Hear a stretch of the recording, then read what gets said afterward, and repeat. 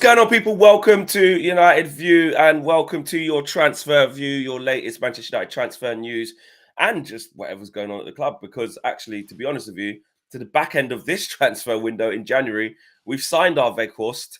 We know what it is. So other than that, it's going to be little bits of murmurs of this, that, and the others. So me and Owen are back. You know what I mean? The A team.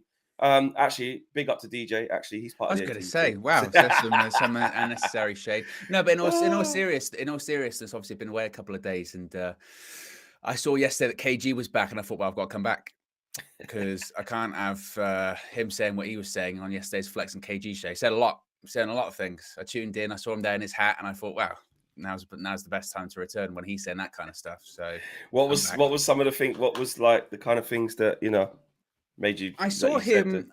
No, I saw him start going in again on Cristiano Ronaldo, and I thought, why, KG? Like, what? Why? I thought, what? Why are you poking that bear? That bear's asleep. That bear's hibernating for the winter. That bear's dead. It's never coming back. And yet he is there like a child, poking it with a stick and going, I can get more out of this. It was a disgrace. It was a cheat. And I thought, KG, why'd you do this? Why'd you do it? And I know why he does it, because he can't help himself. And I love it. Well, he's emotionally charged, isn't it? That's just how he is. Like emotionally, he could just I just didn't see that coming. I'm like, but why talk about Ronaldo? And he stands by. He's like, I don't care. Like he should have done that to us. I'm like, but we know that. It's been this for ages. But yeah, probably big up KG, the way he gets news, he's probably just found out about it like a couple of days ago. That's probably why. He probably. Do you know Cristiano Ronaldo's left? Yeah. Yes. You know what? Knowing KG, that probably is him. But yes, we have got a lot to talk about. We've got to talk about the Glazers and the takeover update. Them wanting a full sale. Some news was breaking back end of yesterday. Thought we'd save it for the morning. See if anything else came on top of that as well. And we had 3 videos go out yesterday. It was a busy day at UV. So big up to everyone who was watching. Martial backed by Ten Hag. He had some interesting quotes in the press, so we're going to get into that. 100 million for Casado as well, or Casado, however you want to pronounce it, of Brighton. And Antony can do more. Also, some interesting comments from Eric Ten Hag. And it's match day. It is the first leg of the semi-final today against that team there on the right-hand side, Nottingham Forest. That's me and Cam now, but it was. I'm watching a little bit behind. Me and Cam ain't playing. But yes, it is the first leg of the semi-final, so a really big game tonight at the City Ground as well. So we've got all of that good stuff, content coming your way. Smash the like on the video, subscribe to the channel if you are new. We are on 131.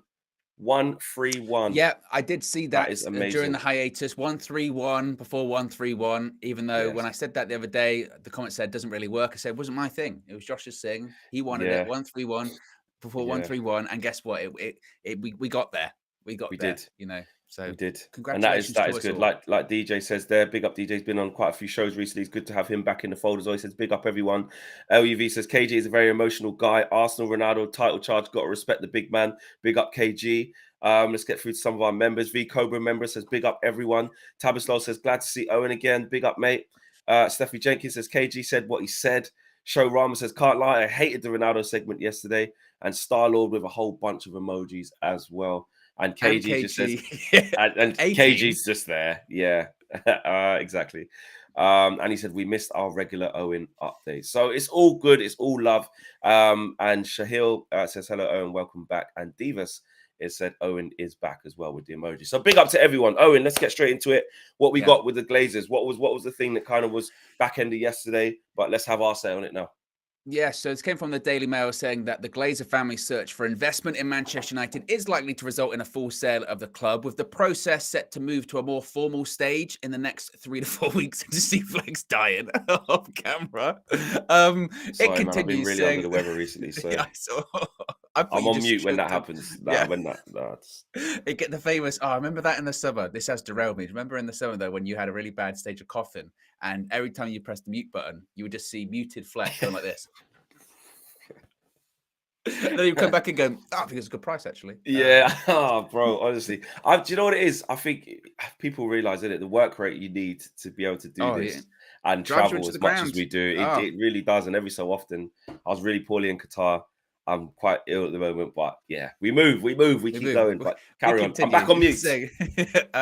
Well, the cost of buying Manchester United is hefty. United's global appeal is seen as highly attractive. The view throughout the business world is that the club's vast fan base remains relatively untapped. Now, obviously, one of the people that's already stated their interest for United is Ineos/Sir Jim Ratcliffe, saying the Ineos business faces significant competition with many parties involved from the United States and beyond. It remains to be seen whether a sovereign wealth fund will launch a bid, although such a development would not be unexpected, which is a very strange way of putting it. Basically saying, yes, expect a sovereign wealth fund to get involved with a huge bill to either redevelop Old Trafford or build a new stadium, along with the prospect of a significant upgrade to the training ground. The cost involved will be vast. But basically saying that, yes, the full sale is most likely. There had been some stories, hadn't there, over the last week or so, saying that, or maybe minority, and don't rule out minority ownership. I think there had been some stories about maybe like Saudi Arabia or Qatar. If they were going to invest, it wouldn't be a total takeover. But the general noises are that it would be a full sale. And again, the process is going to become more and more formal over the next 3 to 4 weeks. And you know what? It's interesting, actually, because I was thinking about this, and I was thinking about the result from the weekend. And I saw a lot of, I want to say negative reaction, but I saw a lot of sort of deflatedness coming out of that Arsenal game. And I thought to myself, wait a minute, like I still contend, Flex. There is a lot to be positive about right now when it comes to Manchester United, and a lot to be positive about when it comes to Erik ten Hag. First of all, I saw a side that didn't deserve to win, probably overall against Arsenal, particularly in the second half. Arsenal dominated, and they got their fair result. But I also saw a team that went toe-to-toe with a team that's 3 years into their process. We're 6 months into ours. I saw potential. What did Ten Hag say when he came in? Potential. And I also look at, okay, speaking of potential, this club, come the summer, hopefully is going to have different owners. And as the story says right there, the vast potential of Manchester United is relatively still untapped. There's a lot to be positive about there. And as I said before, yes, this takeover isn't going to happen tomorrow. It's going to, in 2 or 3 weeks' time, we're going to get more names officially on the board. And when's it actually going to be done? April, something like that, around that period of time. But again, I think maybe are we in a rush to want this thing to happen too quickly, and it's just got to let time take its course, do we not? Yeah, we've got to be patient because it's a big process. This massive football club, a lot of due diligence. A lot of people are going to put their names in the hat still. They haven't done it yet. I hate, obviously, we hear it all the time with our team, whether it's Ralph Rangnick, whether it's bloody, what's his name? Lou Van Gaal, the process, trust the process. It's always the process. But this actually is a massive process. And we shouldn't want to rush it.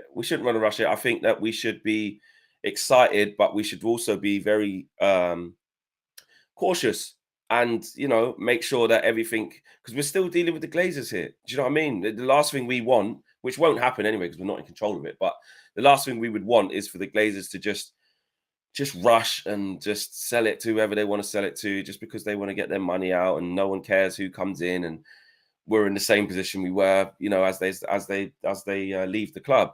And I'm not saying that the Glazers have, to me, not had the best interests of Manchester United at heart anyway. So it wouldn't surprise me that they're just going to try and go to the highest bidder and stuff like that. But that's why, people at the club and people who are in charge of the process, need to take this time out. And in general, just the sale of a football club. I mean, the Chelsea one was really quick because that was government sanctioned. That's different. The government for a partial time. They were Chelsea. Yeah, they were, and also as well, they were against the clock. They were against the clock. Like their operating license was going to run out. The club had to be sold. Cease and desist. Can't have football matches anymore. Everyone pack up and go home. Can't fulfill the fixtures. At one point, there was like, they were traveling on a pro rata. It was like, you've only got this amount to spend. Yeah. It was or was it the away fans or only season ticket fans could go? They couldn't sell any more tickets. That was a real. We need to remember that is not this. No, you know Thomas Tuchel at the time was like, "I'll drive the minibus." Yeah, he literally said it. Yeah, he was. And I think Rudiger was like, "Listen, mate, I don't care how we get to the games. We travel sometimes in first class, flipping planes and all that, bus thing, whatever. We'll do it, train, whatever." So, yes. Sorry, yes. I think we're there, but yeah. So this isn't that. We can't rush. We can't say, why is it not done yet and stuff like that. And back to your point, I do think there is a lot to be positive about. And I think a lot of like some of the transfer stories we're hearing as well. Me and DJ were talking about this yesterday. We're kind of talking about them in like a Glazer mindset. So I think what we were talking about yesterday was the fact that the reports were saying that Victor Osimhen is now too expensive. The board don't want to pay that. And then me and DJ were like, this board. That's what it is now. Yeah, that's what it is now. But when the new investors come in and we know what our, if by April this takeover is complete as they're anticipating, then the budgets can look completely different. We don't know. So, but right now we are very much probably correct to still be in that Glazer mindset, because that's how we've operated for so long. We don't know what it's like to say, well, that's too much. We'll just pay a bit more. We'll get him. Like, you know what I mean? We don't know, because there's penny pinching gone on so long at this football club. But a full sale, just before I hand back to you, I think I remember when this first came out. Did I do a video by myself? I think I might have done. I remember doing a video. There have been several stages to this. Yeah.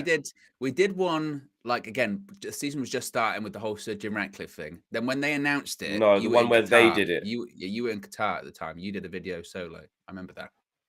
Yes, that was it. Yeah, when Man United actually had a little thing that said full, partial, or investors, or whatever it said. And I remember being out there in Qatar, and I said that bit there worries me a little bit.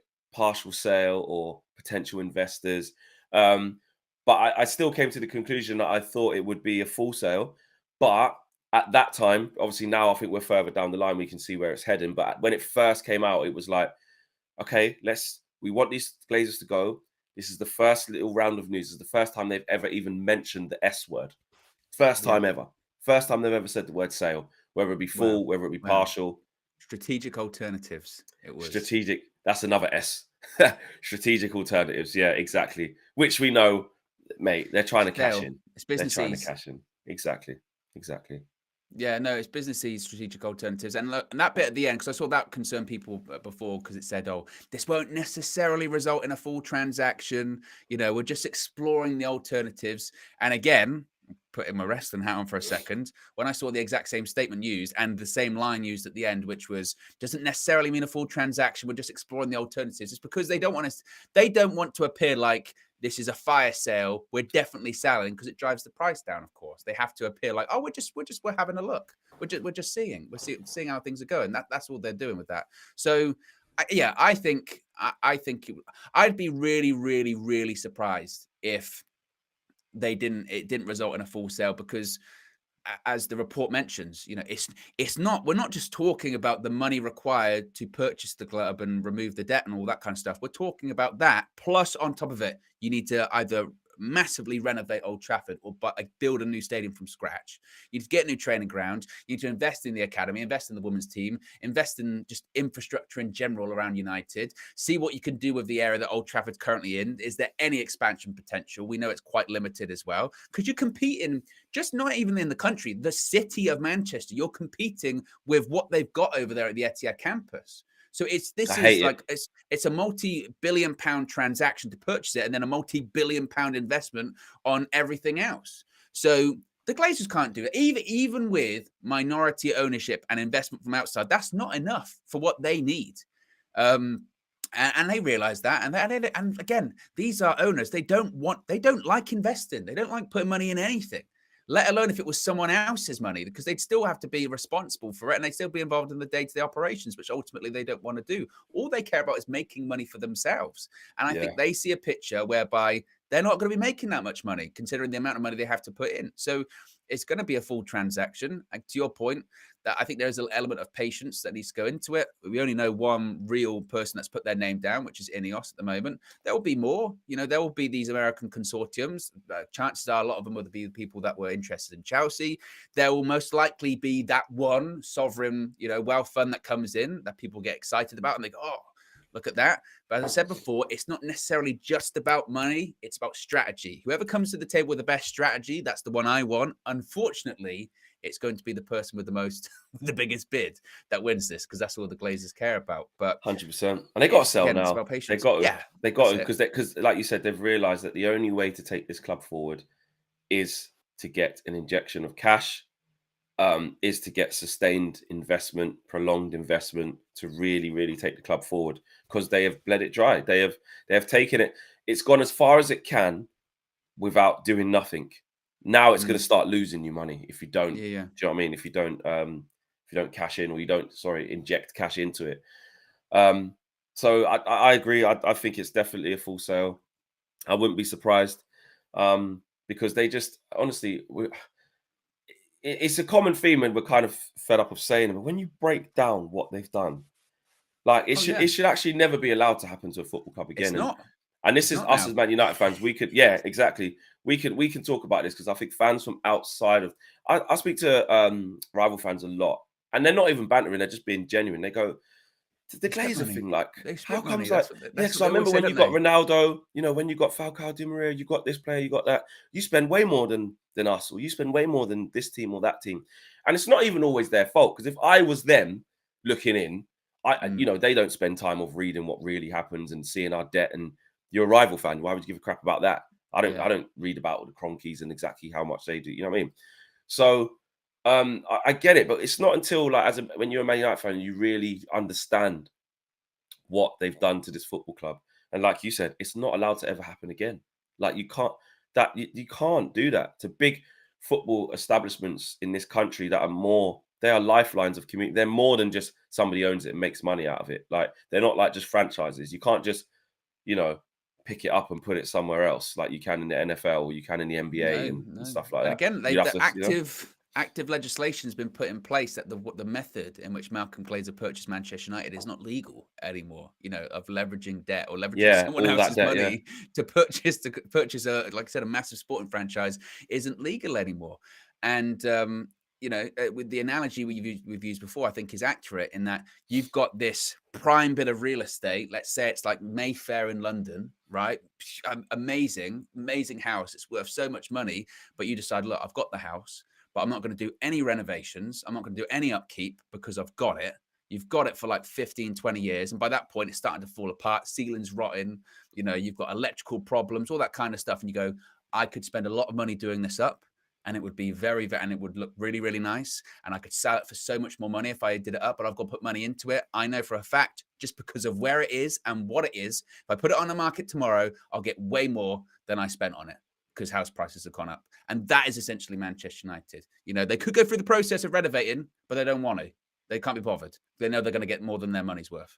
And that's the situation. And it's unfortunate, because whoever does purchase the club has got this massive institution, global fan base, huge revenue streams, but there's a lot of work that needs to be done and a real intricate strategy that needs to be applied to United. And I think Chelsea are a great example at the moment of, you can buy a club, you can spend a lot of money. It don't mean anything if your strategy's rubbish. That's it. Sorry, I was listening to what you're saying, right? But I thought, let me just keep an eye on different bits of news while we're live, as you do. And I just come across an article. This is how I know hardly anything's happened. I come across an article, in Manchester Evening News called "We Simulated Nottingham Forest versus Manchester United." And I thought, let me just click it to see, like, it's a FIFA game, and they've simulated the Carabao Cup first leg. To complete the simulation, we used FIFA 2023, updated the squads with full injuries and suspensions. United started on the back foot at the City Ground, with Forest testing Tom Heaton relentlessly. Weghorst opened the scoring. The second half was much different than the first. Ten Hag side in full control. And it's got screenshots and pictures. Alejandro Garnacho made it 2-0. Bruno Fernandes was picked out on overlap by Antony down the right. And then it's got the stats of what happened. Like, it just really made me laugh. It's nothing to do with anything we're talking about. I mean, I can take this one step further, and this is this is quite almost graphic, actually, for a Wednesday morning. If you're having your breakfast, just like, stop eating, because it is quite disgusting, right? I was on, and it's got nothing to do with football as well. I was on the Sky News app yesterday, just sort of, I was going through the news, and I saw one of those weird stories that you go, why have you written that story, right? I don't this. And the quote to start it with was, "Nobody expected this." I thought, oh, and there was a picture of a spider next to it. I went, oh, what's this? Oh, I hate spiders. And it said, and I quote, "Scientists stunned by spiders who can regrow lost anus." Nobody expected this. Well, to be fair, he didn't really. That's quite And, nice. and I went. Why is that in the why is that in the news? I went, mad. what? And I It's looked mad. at it and I and it's just the quote really took. Nobody expected this. It's some scientist pointing at the spider. It's going, crazy. Nobody expected that. Yeah. No one expected us to just come off topic now and talk about this. But I'm sorry, I just couldn't believe it. It's just that Veghorst opens his account, then Garnacho. It's a real match report that just happened. And I like gaming. Listen, I'm not one of them old school bloody FIFA. I love FIFA. Haven't played it in a while. I haven't had time, but yeah. Anyway, funny. It just made me laugh. But anyway, the full sale of United is likely. That's what happens when you take the show off the rails. It can take a massive left turn into anywhere. It can. We're gonna veer back on track now. To smash a like on the video, subscribe to the channel if you are new. Let us know in the comments what you think about the Glazers as well, and this full sale that is likely to happen. How are we doing now? We're over 1,000 people watching, and we have 153 likes. So you guys know what to do.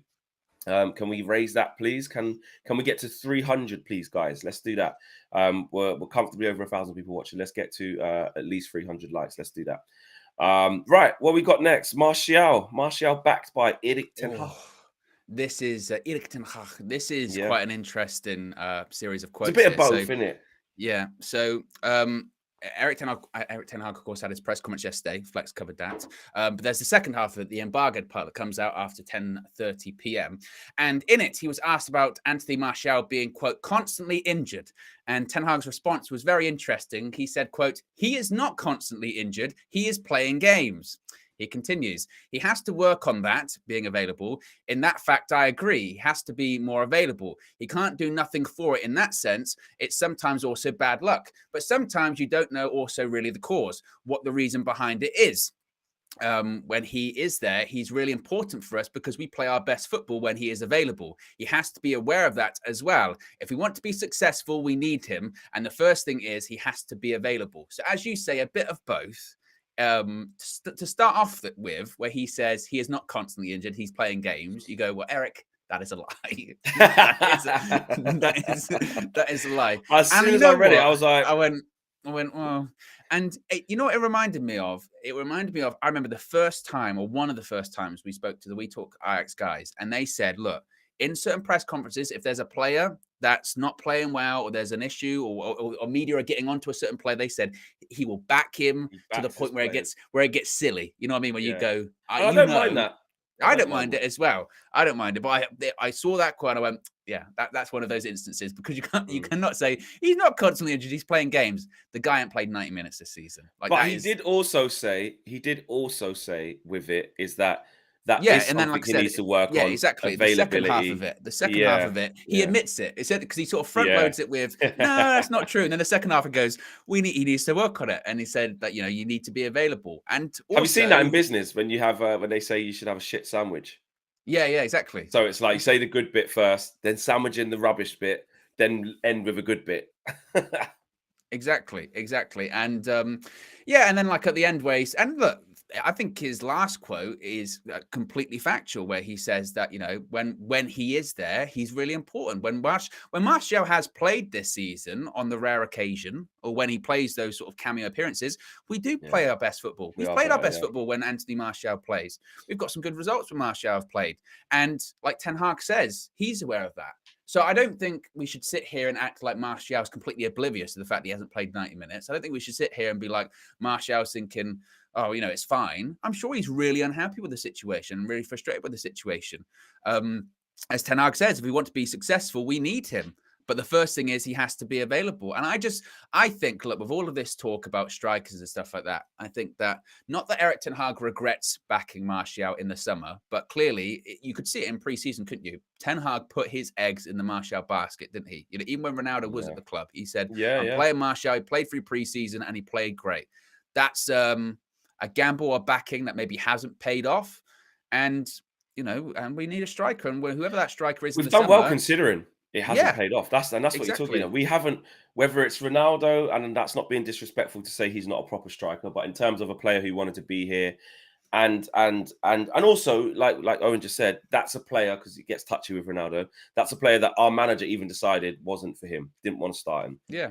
Obviously, yeah, he was late back for pre-season. That's the reason why he didn't start. But even when he got his fitness back, because remember, it was, it's only because he's missed pre-season. When he gets fit, when he got fit, he still weren't starting. And then we know what happened. Then it was putting his eggs into the Martial basket, like Owen just said. And it, let's face it, that hasn't worked because he's just not available enough. Then it's, having to play Rashi up front sometimes, and we've done okay. And now we've got Weghorst. So it has been a constant issue, this Martial thing. And then, like you said, Owen, even when he does play, not even been able to use him for the whole 90 minutes. How crazy is that? If he's your best striker, one of your best players, he's integral to the team, as Ten Hag says he is, which by results, when he plays, we can see we do play better. And you can't even say, right, he's going to be at it for the full game. At least I've got that. So you can't even, it's like halfway through the game, we have to put like a Langer up front, or have to change the balance and get Rashford up front, and then just constantly change things. I mean, Antony came on up front against Man City. Yeah, then it didn't work. Then we had to change it. Game, so because at some point I'm going to have to take him off. Yeah, I can't plan for and that is a massive thing to contend with consistently. So to be fourth in a league, or joint third, whatever you want to say, and fighting in 4 competitions still is good. It's good. You can't, you can't knock it. No, you can't knock it. Again, it's just. I just don't know with Martial anymore. I really don't. I think that there was so much optimism with him after he completed that full preseason brilliantly, and since then he hasn't played a run of games like that, has he? He was playing the majority of those games. Again, he didn't play. Looking back on it, because we switched the teams a lot, I don't think he even played 90 minutes in that. Did he? Maybe, I don't know. But it's just he's been snake bit the whole season, because remember that first injury was like what? 2 days, 3 days before the Brighton game at home, it was Martial's injured. And everyone went, what? Yeah, we couldn't even believe it, because he finished pre-season strong. Exactly, he's what? And then just since then, it's just, and like Ten Hag. No, then he came on against Liverpool, didn't he? Yeah, and he played. He started against Liverpool. Did he come on against? No, he started against Liverpool, and then he got injured, didn't it? I don't know if he started against Liverpool. He did come against Arsenal, I think. One of the games he came on and he got an assist, didn't he? And it was like, oh, he's brilliant. It might have been against. The next game he was gone. I forget. Yeah. Either way, it just, again, you can't, at this point, and the definition of insanity is doing the same things over and over again, expecting different results. You cannot rely on Antony Martial to play all the way through the season. At this point, you can't even rely on Martial to play a game, 90 minutes. That's how crazy. And it's sad. And he does say the bit about it's also something he's aware of, and he, is also unlucky. He doesn't know what the problem is. And I'm not getting the violins out. I'm just giving the other side to it. It is important. I'm not saying everybody shouldn't be worried and stuff like that, but I'm just taking a second to think about how it must feel for him. Because like I said to KG yesterday in the show, I was like, or was it DJ? I can't remember who it was. And I was like, I remember him having a few niggly injuries, but not like this. This is like something's wrong. Something seriously wrong. And if you're him, obviously the fans are on you. You know what the fans are thinking and saying. It's like, we're done with this guy, man. What's happening? And it must be really tough for him, because he's still young. Martial's not an old player. He's what is Martial? 25 now? Maybe going on 26. So yeah, I mean, I described it like it's almost Ledley Kingish, isn't it? 100%. I mean? Like literally, like Ledley King. He was to the point where he was like, he couldn't play a game, or to play a game, he could not train the entire week. Like he would. Where is he? He's in the pool. What? He can't train. Oh yeah, Martial's 27. Right, he's 27. So and again, Ledley King couldn't train through the entire week, and they'd get him to the point where he could maybe play the game at the weekend, and he played 90 minutes, by the way. Yeah. And then they'd be like, right, he can't train again until next week, and it would go to the game next week. And then some games they wouldn't play him, because they'd be like, we know we can't play him for this game because we're going to need him in 3 games time. And that was only the point with Ledley King, was because he was the Spurs captain and he was so good for them that they thought he's worth it. And again, no disrespect to Martial, but at this level, it's just, that's not worth that. But to your point, and as Ten Hag said, I'm sure he's acutely aware of this. He's probably thinking, I'm 27 years old. I should be in my prime. If I look at my Man United career, let's just put yourself in Antony Martial's shoes for a second, yeah? In his head, so shall I say. I came to Man United when I was young, a lot of promise, 50 million. I had a great first season. Then there's been a lot of changes at Man United, different managers, Managers. different coaches, different styles of play. I've gone from the left wing, then I've gone up front, then I've gone back to the left, then I've gone up front. I haven't been most consistent. I've struggled with that. Ollie got a hold of me. I had that good season where me and Marcus hit our career highs. Then after that, obviously, Man United was a shambles. But also, if I look at myself again, I haven't been there. And then now he gets to this point of view where it's like, right, there's a new manager in now. He really believes in me. I love the style of football that he plays. I'm going to be an integral part.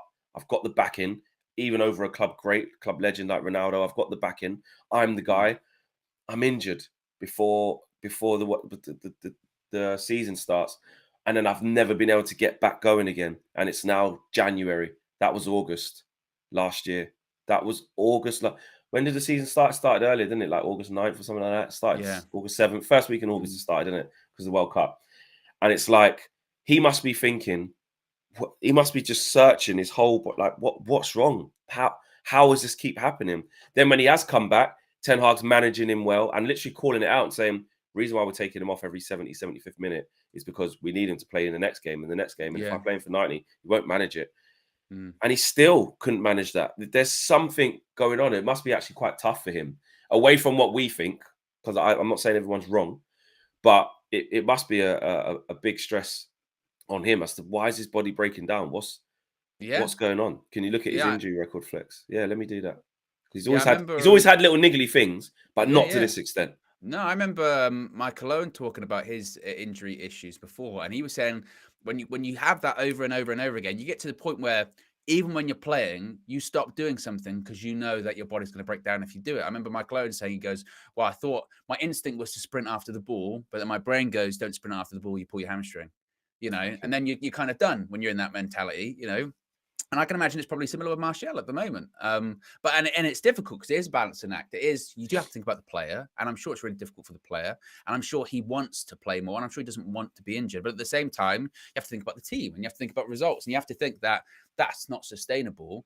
And the greatest ability is availability, and he's not available that often. And we need a striker anyway, but yeah, and maybe that will be better in the summer once we do get a striker that's playing every single week, and then Martial can be someone that's off the bench 45 minutes. And maybe that's got to be who he is going forward. I don't know. It's a difficult one. Well, I'm looking at his injury record, like from the start of his career, right? So 13-14, he got his first injury. He was out for 35 days with a sprained ankle. That was way back at his Monaco days. But at Man United, let's judge it off that. 15-16, he missed 7 days, hamstring, head injury. Next season, 7 days. Season after that, 17-18, just has thigh problems, missed 14 days. 18-19 season, missed 12 days with the flu. Then he had a knee injury. He did his knee for a while, didn't he? Yeah, March 18, he missed 11 days. That's not even the bad one. Then 18-19, same season, missed 25 days, 6 games, groin strain. Then same season, he was ill, missed 7 days.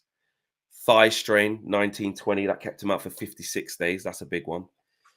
Then he had the flu again. Then he had the hamstring injury, missed 2 games, missed another game with muscular problems. And this was the big one. 2021, ruptured his knee ligament, out for 126 days, missed 14 games.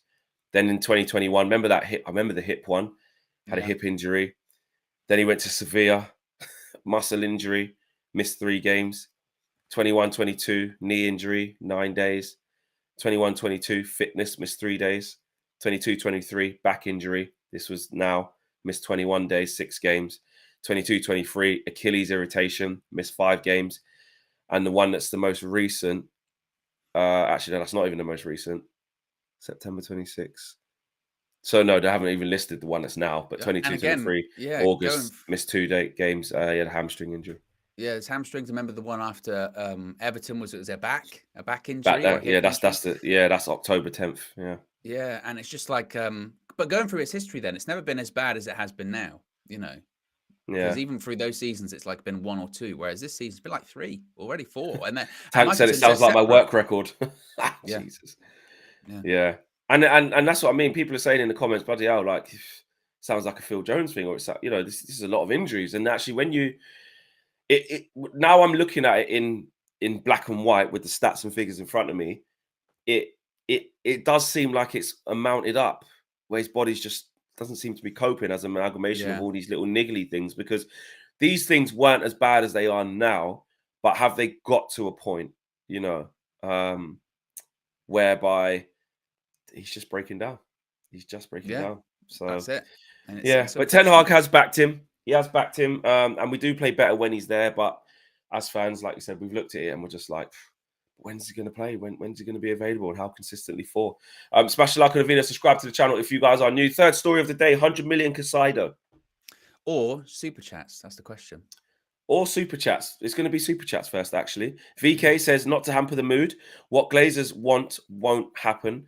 We need an Elon Musk kind of madman to buy us. Stadium assets, sell 90% is on and realistic. Interesting. VK saying we need Elon. No, definitely don't need him. Nathan says, big up Owen, working part-time like a civil servant. All jokes aside, glad you're feeling better.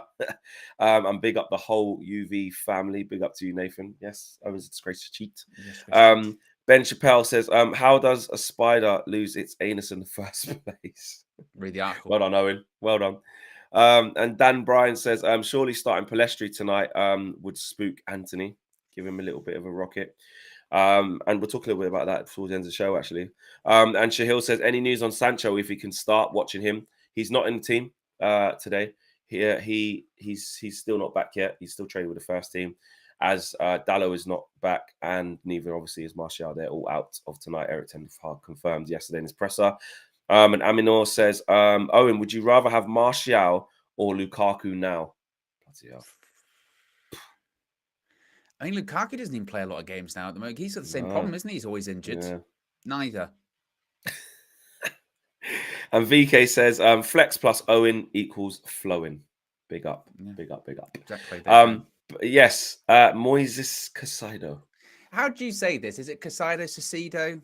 What are we going with? I say Caicedo, but it probably is Caicedo or Caicedo. I don't know. What is he? Colombian, isn't he? Yes. Yeah. Is he? Was he Europe? Is he Ecuador? Yeah, Caicedo. Oh, is he Ecuador? He might be Ecuadorian, actually. Caicedo, yeah, that sounds about right. Caicedo. United are one of the sides to have shown interest in Moises Caicedo, but signing him reportedly will cost a loss. Caicedo, there you go.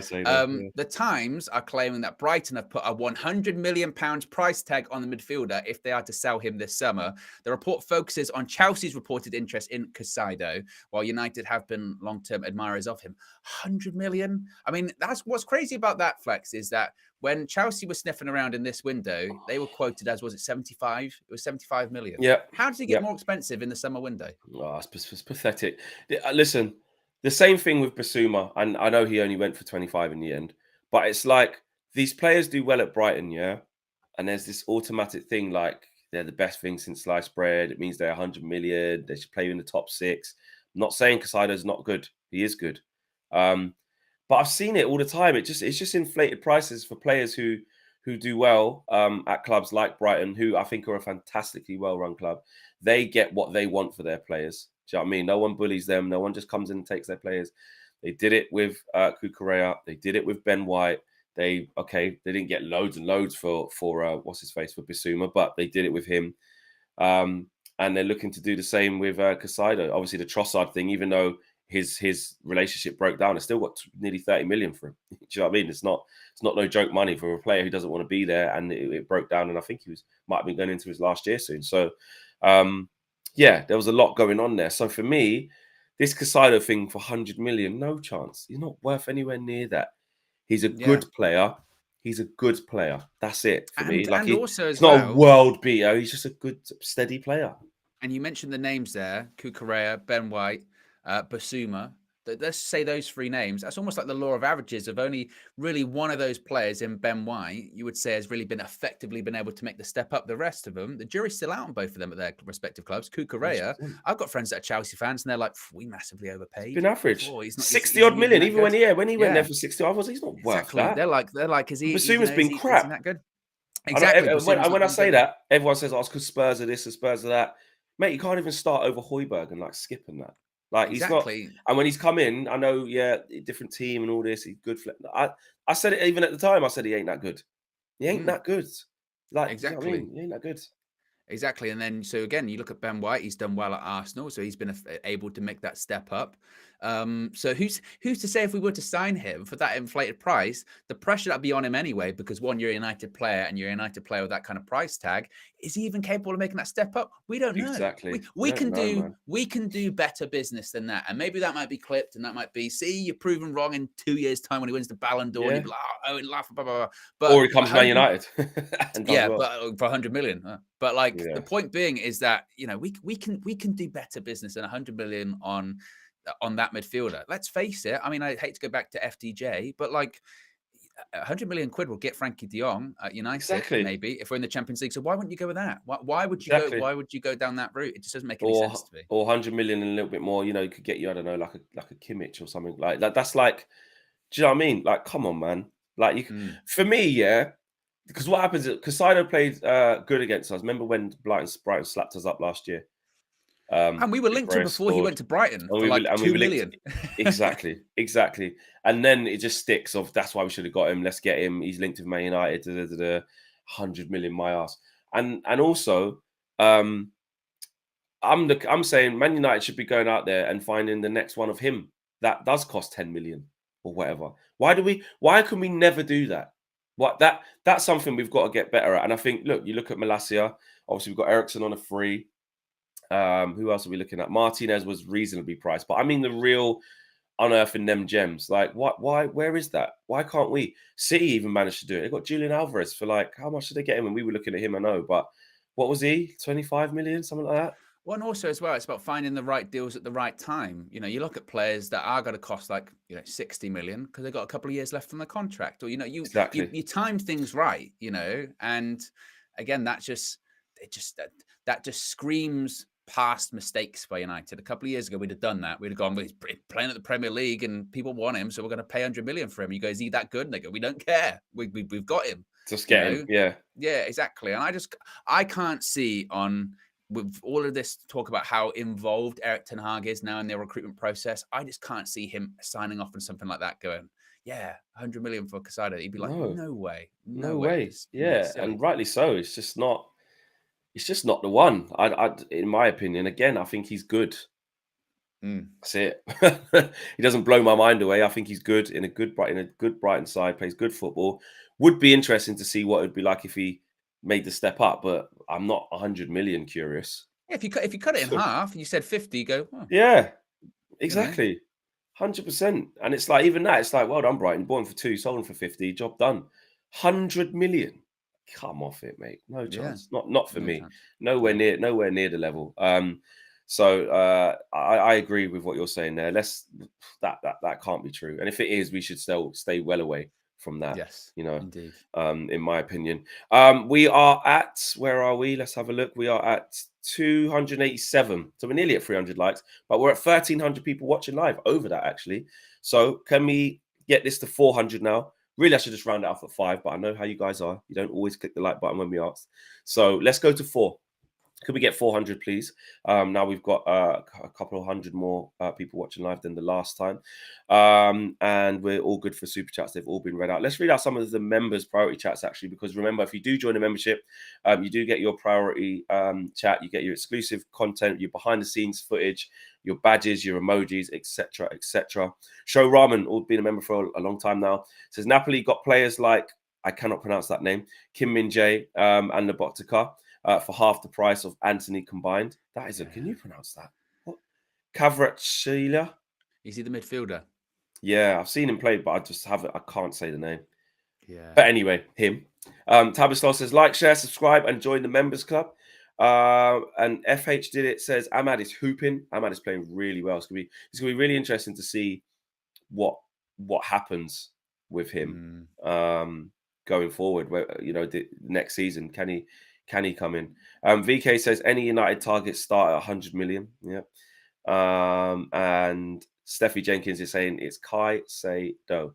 Okay, fair enough. We got you. What else did Erik ten Hag have to say, Owen? Last story of the day about Antony. Well, this is quite interesting because we have debated this quite a lot. Yes. Both on and off air about the directness of Antony. Now, Ten Hag was asked in his press conference about Antony's recent performances, and he said, quote, "I think every time he's not losing games. When he's playing, the team is winning. That already gives a message of how well he's performing. He can do better. I see space for improvement." But this is the interesting one. "We want him to be more direct and more involved. But as I said, the team is performing better if he is on the pitch. That's a good thing. That's a good base to build further. I think he has already made an improvement. In his first 3 games, he scored 3 goals. Now he is scoring against Everton. He was scoring against Charlton. I think with his capabilities, with his talents, he can do even more. But as I said, I think he has made a good contribution in the team." And again, it's that sandwich.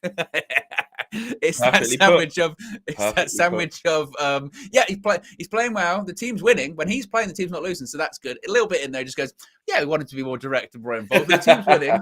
Team's winning. We're getting results, and he's been scoring goals recently. And I think this is, you learn about your new manager as you go through the season, don't you? And you learn about his press conferences. And again, you have to kind of like spread apart that sort of positive. The real story is that kind of, we want it to be more direct and more involved. And that's, as people that have been saying this recently, Flex, is somewhat gratifying, isn't it? That even he's aware. Ten Hag, he knows way more about football than us. Exactly. Ten Hag knows everything. He is not stupid. He knows. And I think it's the perfect way, like you said, to double positive a player whilst kind of admitting the negative in that shit sandwich. That is what it is. That's why you do it like that. I mean, you can even go one step further and just never say anything negative about your players in public. Yeah. But technically, that, you know, that's a negative thing. I want you to be more direct. You're not being direct enough. And we can all see that. We can all see that. That is the frustration that we all have. That will be the frustration. If we're all seeing it from the stands, don't think Erik ten Hag hasn't written in his notes a million times. Minute 12, right, saw the right back, didn't stop. Minute 30, saw the right back, stopped. Minute 40, poor execution on pass. This is Erik ten Hag and Mitchell van der Gaard. They are acutely aware of everyone's stats, everyone's how many times they gave away the ball, when they stopped the counter attack, when there was a chance for them to do something but they didn't. They know, and for him to say that is refreshing. But at the same time, I like that he's still backing the player, and it still gives that little bit of context. And actually, I wanna say that, just for my own personal ego, I want to say that Ten Hag agrees with me, even though he doesn't, because he doesn't know what I think. But he gave you the thumbs up at the press conference. He did give me the thumbs up, eh? The bit where I said he's lucky that he works hard, you know, because that's the reason why. Like, there's a level that he won't go below in terms of, he will help the fullback. He will engage with the ball. He will try to do something. He's not like a passenger. It's just in the decisive moment of, you need to make the choice of to execute this pass or this dribble or this cross or this shot. That's the bit that's going wrong. But he's in the right position to get on the half turn and then take us up the pitch. He's in the right position to receive the ball in a good position to make something happen. And he's in the right position, like defensively, like to help our shape and work really. Like, I've seen him a couple of times when the ball kind of maybe gets played from a centre back over to that left back, he sprints out there to get back in. Like, he does work hard. And that's, I sense that Erik was kind of saying, by him saying, well, the team, you know, he starts a lot of games and we kind of do win for it. You know, he's been playing in that run that we've been on, where we're playing really well. He's played in pretty much all the games, hasn't he? So to Ten Hag's, in fairness to Ten Hag, he's got a point by saying every player is playing their role in the team being this good. But obviously, some players are playing their part more than others in stopping the team going to the next level. Do you know what I mean? So it's a weird one where I do agree with him. He has been part of some things that are good in terms of team shape, organization, and he has scored a couple of goals. But we see the bigger picture, which is what we all should be striving for, which he's striving for. How can we be better in these games? What's been the missing parts? Well, you know, Martial's not getting much shots, or Rashford just needs to fine-tune this. Bruno just needs to do a bit of this. When it gets to Antony, it needs to be this. Everyone's got their little things of how we can be even better, and that's what we want to see. No, I agree. I think the thing that frustrated me the most, I said this to you the other day, is this idea that he can't be direct. I don't believe. I do not believe that. We were talking about this, me and you. I saw. I don't know if he's got it. Against Crystal Palace, there was one instance, and I say, and this is what's frustrating. One instance, I think it was in the first half, where there was a counter attack. And he got the ball, he travelled with it, and he did take the player on. He did do that weird, annoying thing when he does the rollover with his foot. Like, That's just how he dribbles. He's always going to do that's that. How he It's dribbles. just He how did he that, dribbles, but he took him on and he was directing him and he got a corner. And it was like, right, okay. Just it was do good. that. It was good, but it was annoying. I remember Like, so you can do that. You can, you just don't. And I'm not saying it to do that every time, because you can't do that every time. Sometimes you do have to stand them up. Sometimes you do have to wait for your fullback to come up. Sometimes you do have to wait for the midfielder to come across. And sometimes you just need to go backwards. That happens. Yeah. You can't be that direct every single time. Different circumstances. But when I saw that, I said, right, you can do it, but for whatever reason, you're not doing it. Whether that's, again, natural instinct, whether that's, I don't know, confidence, whether, I don't know what it is, but you can do that. And I just, in that instance, he won a corner, but even if he got tackled in that instance, I'd have preferred it, because I'd have gone, right, you went at him. You're not going to beat the player every single time. Nobody does. But you've shown there that you do have the capability to take players on. You don't have to stop every single time. You don't have to literally, he travels with the ball and then he just goes square, completely square, wait. And you're just saying sometimes just sort of do something. You want to shake him a little bit. Yeah. Well, also as well, he put a tweet out on his account, and he said, "Important week for us, seeking to evolve, to give my best to the team. It has been a dream to be here, and I will give my all to honor this club, because we are stronger together." He knows. He knows. He knows. And with Ten Hag saying that again in the presser as well, again, there will be conversation. He's worked with Eric Ten Hag last year at Ajax and before that. He knows what he wants from him.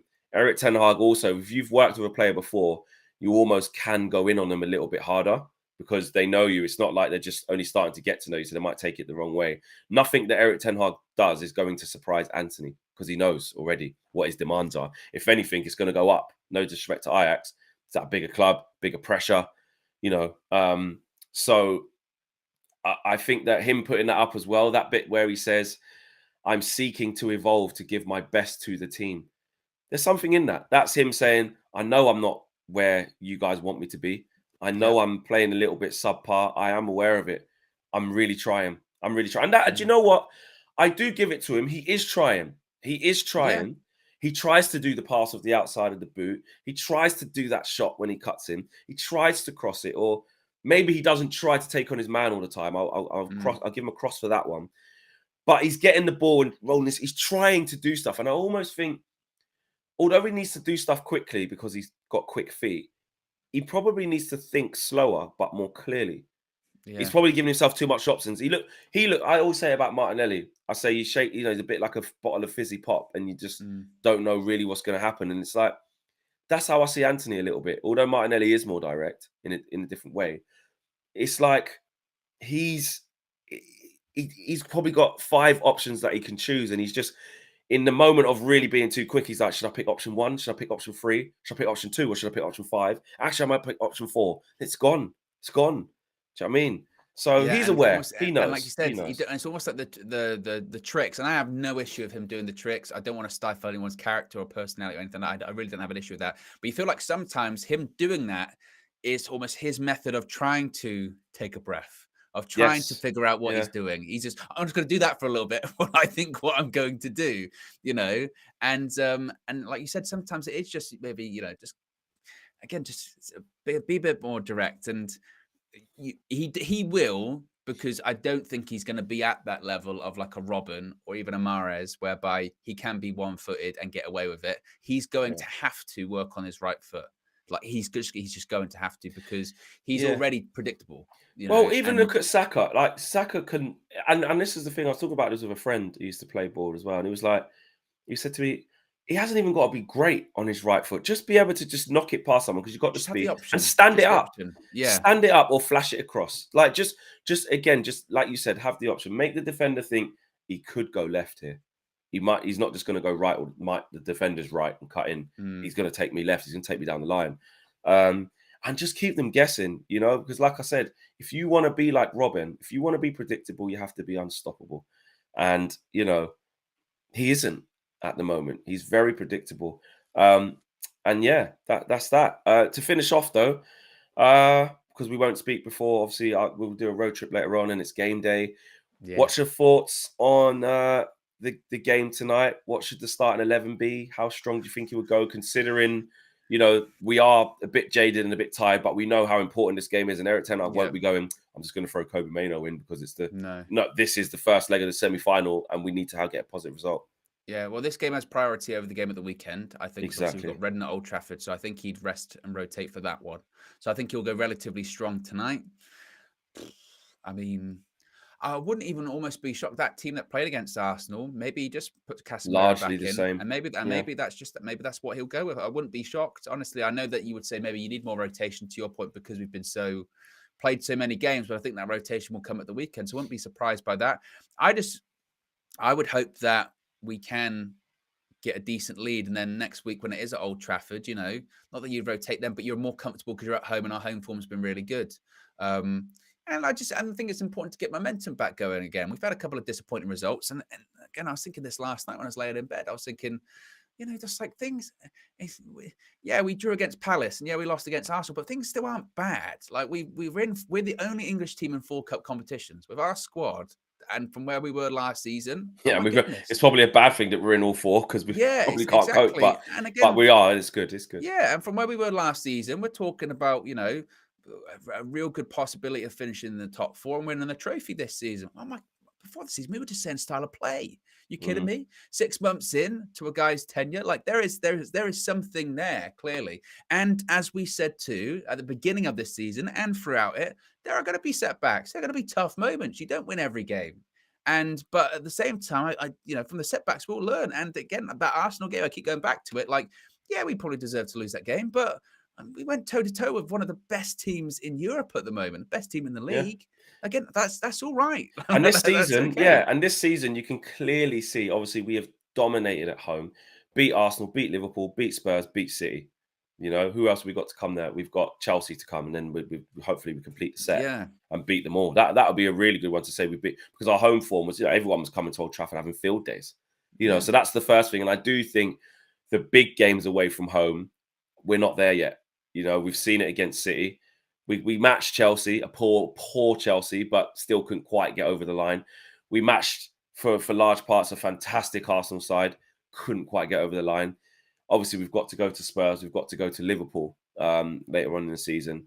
You could say Spurs are shit. We should beat them, but still a big away day. And Liverpool, again, for all how they're 10 points off top 4, etc., don't matter.